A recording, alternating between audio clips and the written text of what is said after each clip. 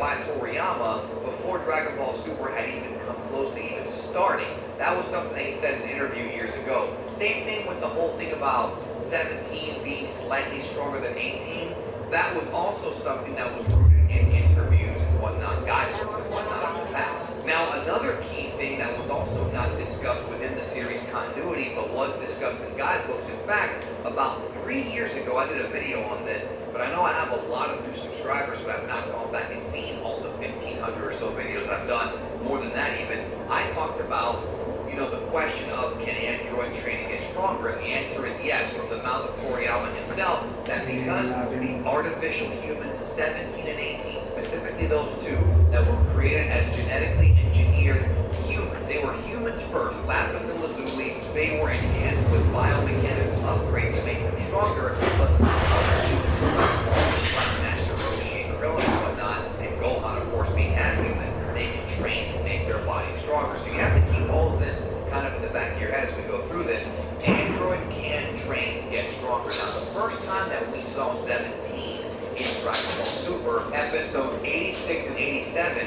when 17 fought Goku, specifically in episode 86, and forced Goku into turning into Super Saiyan Blue. Now, that was absolute insanity, because what this actually means is that somehow Android 17 was able to surpass all of the Cell Saga and Majin Buu Saga powers. He went beyond Super Saiyan 2, Super Saiyan 3, and even went beyond Super Saiyan God, because had he not been able to do that, Goku would have never been forced to do an SS Blue. And when we saw the little fight in this episode, it actually ended with Goku saying, well, it looks like we weren't going full power either. So that isn't even the peak of 17. So no matter which way you slice it, 17 wound up becoming one of the most powerful members of Universe 7. And it's a little hard to swallow because, well, the last time that we saw 17 actually in a fighting capacity, like I said earlier, was all the way back in Dragon Ball Z episode 152. And I'm not counting GT, but seeing 17 not even be able to take on Imperfect Cell and struggling with Cell Saga Piccolo, and then suddenly now we see him on the level of Super Saiyan Blue, that's ridiculous. So what could have happened? Well, we know that artificial humans, otherwise known as androids, or in some rare subtitled versions, in some rare translations, cyborgs, we know that they don't have Zenkai. They don't get stronger when they, you know, come close to death or when they're in battle like the Saiyans do or like Hit does. That's not how they get stronger, but we do know that they can train. Now, the only thing that logically makes any sense here is that 17 went through some of the most arduous and some of the most intense training in the history of Dragon Ball to be able to get this strong. We know that at the end of the Cell Saga, after Cell was defeated, that they wished to Shenron to resurrect those killed by Cell, and 17 was reborn. That was actually shown in Toyotaro's manga, but it certainly did happen. Then we saw 17 make a real brief cameo appearance in the Blue Arc to give Goku some energy. And like I said, during that time, at some point, we don't know exactly when this happened, he became a park ranger and he became a family man. That is the middle of the two in-between points I'm about to give you. We know with absolute certainty that May 26th of age 767 is when the Cell games took place. Now, based on the Dragon Ball timeline that was released a few years ago that almost everybody forgot existed on the official Dragon Ball site, and based on the original sort of ages that were given to us when the movie version were coming out, we know that Dragon Ball Super begins with age 778, which is when Battle of Gods actually took place, right? And yes, there are a lot of discrepancies in the translations of these episodes and of the movie, because originally we were told straight up that Battle of Gods takes place in age 778 and Resurrection F is 779, but more recently with Dragon Ball Super, it's implied that Battle of Gods happened just a few months after the death of Kid Buu, but that was actually seen by many linguistics as a mistranslation. In episode 1 of Super, what they actually said was that when the dragon wiped everybody's memory at the end of the Buu arc, which was 6 months after the death of Kid Buu, that after that some time passed, and that would end up being Battle of Gods. Well, based on every timeline that we got from the official sources, that time that had passed was in fact 8 with Resurrection F being 8779. However, things get confusing because even though everything may line up there, things get a bit weird here because according to Dragon Ball Wiki, which is not a trusted source, however, they got their information from the Xenoverse 2 DLC packs. They claim that the Universe 6 arc, the Champa tournament, also takes place in age 779. Now there's a major problem here.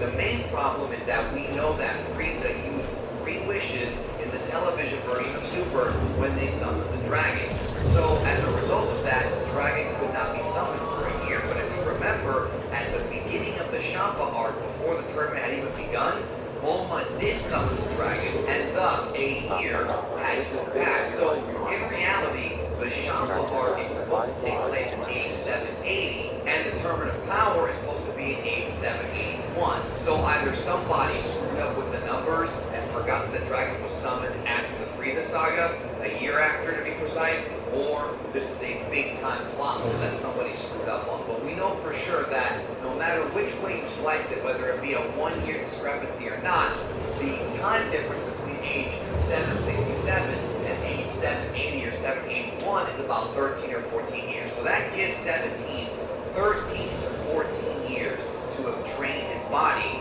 to become stronger. Now here's where the whole thing falls apart.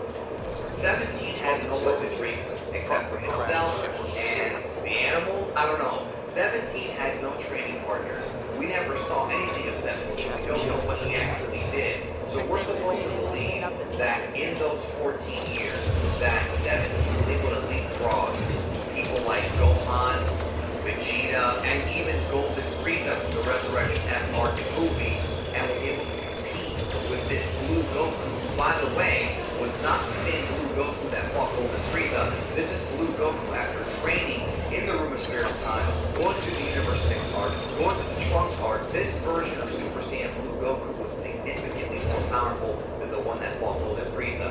And we're supposed to believe that 17 can hang with him. Unfortunately, that is the only explanation that makes sense from digging through all the documents that have come out and from what the series has told us. They never said anything about 17 discovering some kind of mystery MacGuffin. He didn't find the Infinity Gauntlet at some point or anything like that. The dude, the only way he got this strong is through training. The problem is that this is a ongoing issue sort of with Dragon Ball as far as narrative power scaling goes. Toei and Toriyama create characters and villains to fit the specific time period of the story. So, for example, does it make any sense that a human scientist was able to create artificial humans like 17 and 18 that were more powerful than Frieza, who's been known to destroy planets in his first form and is an intergalactic tyrant of many, many years? Does it make any sense that somebody with Earth technology can do that? Why didn't somebody else do it before him? Why hasn't somebody done it since then? Well, I guess the video games are different. But that's just kind of where the cracks in the foundation of the Dragon Ball story begin to really harbor themselves. It all kind of began with Cell Song. So about a year ago, Seth the Programmer did a video about 17's power in Super, and this was even before the end of Tournament of Power. We didn't even know it was going to get this far back then, and we certainly didn't know it was going to be this strong. And in the video, he pretty much made this point, and the point was, if it took Frieza 4 months to go from Namek level power, Namek Saga, Frieza Saga level power, to surpassing Super Saiyan God and surpassing Majin Buu in 4 months, who's to say it won't take 17, 13, or 14 years to get this strong as well? Again, that's the only explanation that makes sense. Is it cheap and lazy?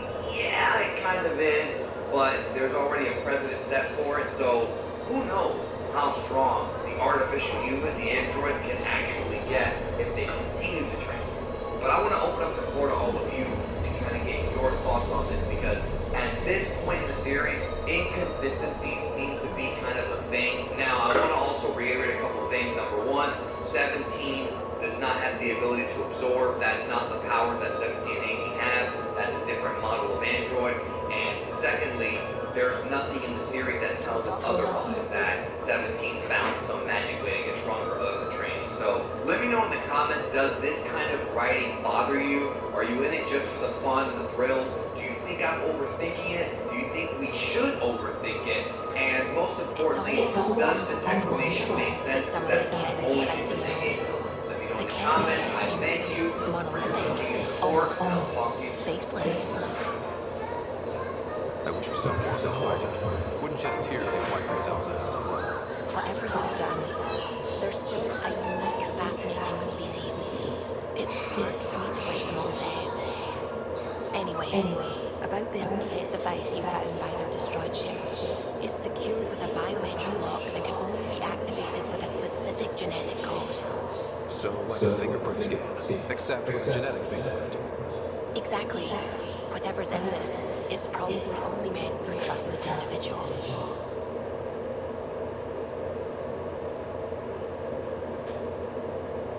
So you're saying I have to track down some cat? But that would be impossible, Ryder. Remember those cat genetic samples you scanned on Vault?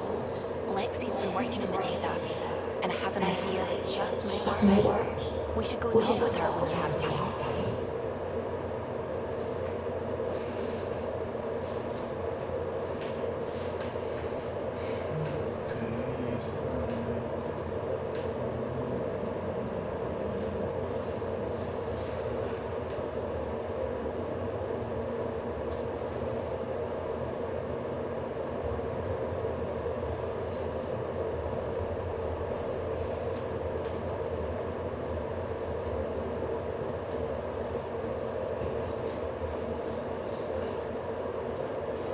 We need to talk about Sam.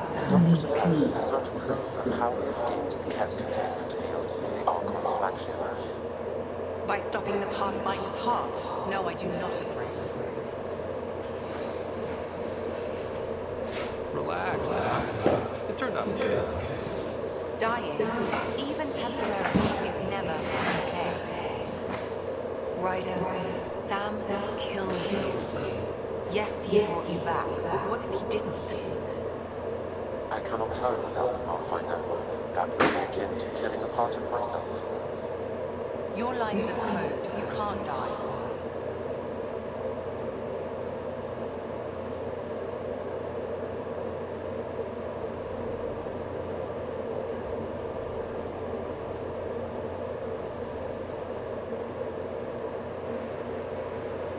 Alright everyone, it's time for another MRE.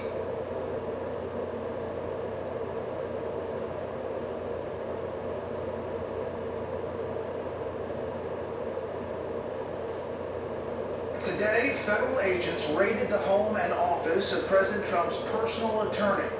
Michael Cohen is the lawyer. Because AI have never acted against their designs before. Look, I'm not against Sam. I'm not against you, Sam. But my job's hard enough without an AI stopping your heart. Even to save your life.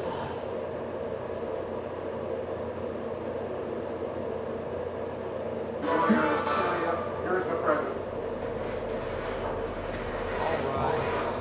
I'll find the new one. So just heard that they broke into the office of one of my personal attorneys. Good man. And I'm sorry for calling you lines of code. You're more than that.